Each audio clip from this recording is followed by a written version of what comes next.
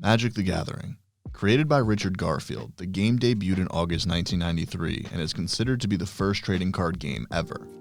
Today, in 2026, the game is home to over 50 million concurrent players across a plethora of formats. You can think of a format as a subgenre of the game with its own unique rules, legal cards, and customs.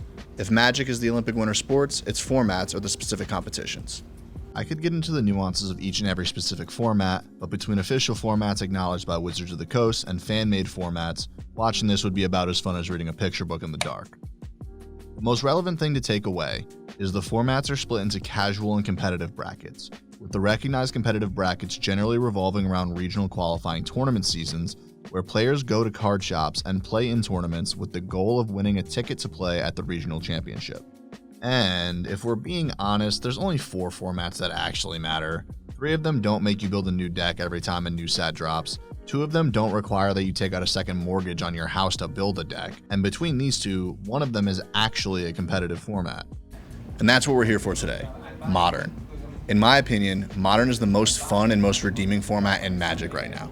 And with the regional qualifiers around the corner, we're going to take a deep dive into what getting ready for the season looks like and see why it's one of the most popular formats in the most popular trading card game in the world. What the fuck is Magic?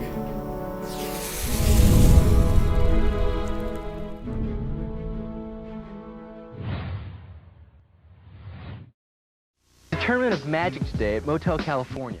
Magic: The Gathering, the strategic card game where 2 players duel against each other by using their cards to cast spells and summon creatures. Today we brought together some of the best players from the Pro Tour 4, the MTV Invitational, presented by Magic: The Gathering. So let's get into what makes Modern modern. Modern is a 60 card minimum format, meaning you can have greater than 60, but never less than 60 at one time. Accompanying the 60 card deck is a 15 card sideboard.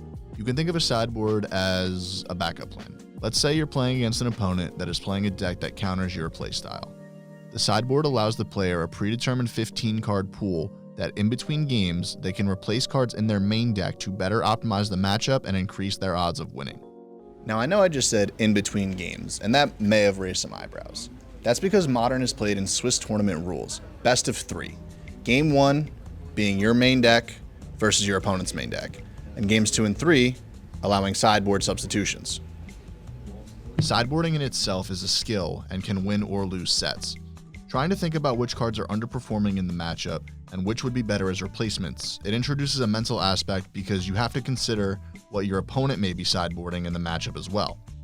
I've played games where I won the first game, didn't feel like I needed to change anything up, so I bluffed substitutions during the sideboarding phase, and my opponent made adjustments for cards that I never put into my deck.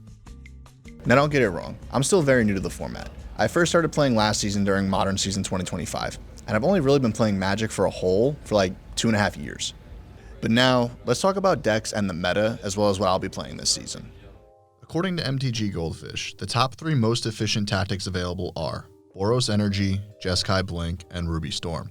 Now don't freak out, deck names are almost always named after either what colors of mana they're playing, paired with the strategy, or they're just named after the card the deck revolves around, or some variation of the 2.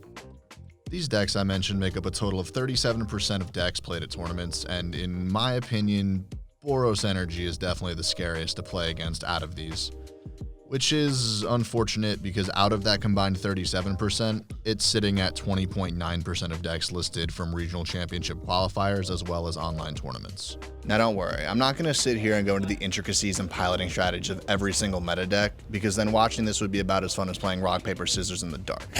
But I do want to give some insights and comparisons about some of them, so let's start with the aforementioned boogeyman of Modern, Boros Energy. Boros Energy is probably the most complete deck in Modern right now. I mean, it has everything: removal, ramp, pressure, evasion. And while the deck can do cool things, the skill floor of this deck is at the ceiling of others. Your mom could probably go to an RCQ playing Boros Energy in top 8. The main game plan of the deck is to play low-cost creatures early on that provide residual payoff just for playing the game, which develops into either an overwhelming board state or a splashy Flage Titan of Fire's Fury finish. It has a reasonable matchup into almost every other meta deck, and you almost never have a bad hand to start because of how much redundancy is in the deck. My main deck is called Goryo's Vengeance. It's named after the Magic the Gathering card, Goryo's Vengeance. It's not rocket science, but what can I say? It works for me. I like to think of this deck as a slot machine. This deck at its core is a combo deck. It's slow, but it's a combo deck. Find the 2 cards you need as early as possible, get an insurmountable advantage, and hopefully win the game. When this deck works, it's phenomenal. I think its explosiveness early can trample over any deck. When this deck doesn't work, it's the most grueling 45 minutes of your life while you try to fend off someone's mom playing Boros Energy amidst digging through your deck to try to find the combo. The other deck I'm planning on playing is called Sultai Ritual. It's similar to Goryo's Vengeance in the sense that it's also a combo deck, but its middle game is much more sustainable when you can't find your combo, and it has a lot more interaction to prevent your opponent from getting ahead. In Goryo's Vengeance, the goal is to get Atraxa, the Grand Unifier, into graveyard as fast as possible, then cast Goryo's Vengeance, look at the top 10 cards of your library when this happens, pick your favorite 2 to 4 cards usually, and you're happy. In Sultai Ritual, the deck revolves around Birthing Ritual. This card, at the end of your turn, every turn, as long as you control a creature, lets you look at the top 7 of your library, and if you have a creature on board, you can then sacrifice it to put a stronger creature onto the field without paying for it. This deck is insane. You get all the information up front, you can go through your entire deck pretty quickly, finding the pieces that you need, and the gambling is at a minimum, which I'm not exactly a fan of. But hey, when you're looking to win consistently, NASDAQ is a much better decision than Atlantic City. This is Fire and Dice, a local game store in Trumbull, Connecticut that hosts Modern Nights on Tuesdays as well as Commander Nights on Wednesdays and Fridays. They have other events including regional championship qualifiers as well as other game nights. But tonight, we're here for Modern.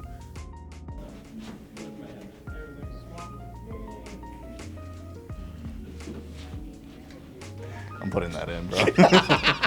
All right, everybody. I'm here with my good buddy, Matt. What's up, Matt? How we doing today? I'm here with Mario Rodriguez. I'm here with my good friend, AJ. What's up, Brody? How you doing? Hey, how's it going?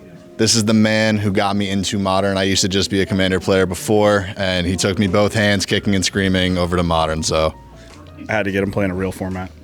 it's true, he did. Ask you a couple questions. So, first of all, tell me what you're playing this season. I'm on Eldrazi Tron. This season, I'll be playing Simic Ritual. So I'm playing Blue Black Frog with Unearth Oculus package. It's a little dated, but I just like playing frog things. That's just what I like to do. So, in the matchups, if you're at an RCQ, what's a deck that you don't want to see on the other side of the table? Jeskai Blink or 4-color Birthing Ritual for sure. 4-color Ritual. I haven't even seen that list yet. Well, it's I've been seeing it a little bit, and it's mostly a buddy of mine that plays it here, and he's been tearing it up, and I think he's been going at least 2-0 or 3-0 for the since October. Couple bad matchups are Boros Energy, Is It Prowess, and sometimes can be Is It Affinity. Simic Ritual. You might be familiar with it because I think the last guy talked about it. I hate that deck. I would say how I first got into cards was a long time ago in like 2002-3 into Yu-Gi-Oh! GOAT format, now it's known as. Pretty poor kid, but I had a couple of bucks, so I got some booster packs and ended up pulling the best card in the set just out of sheer luck, the AJ luck they call it. They do. And I ended up making a deck around it and ultimately started competing, going to tournaments, things of that nature, and I accumulated actually tier 0 deck. Went to regionals, won, went to nationals, and I top 4 at nationals in 2005. So that was like early on, 16, 17, had a fair degree of competitive card gaming, and I was kind of hooked from there, and then it just translated to Magic. And, you know, like, I hope this resonates for people that play other TCGs as well, right? Pokemon, One Piece, Riftbound is actually a lot of fun. I've been playing Riftbound a little bit recently. Ultimately, it's about the people you meet and who you spend your quality time with. I think that's what's important.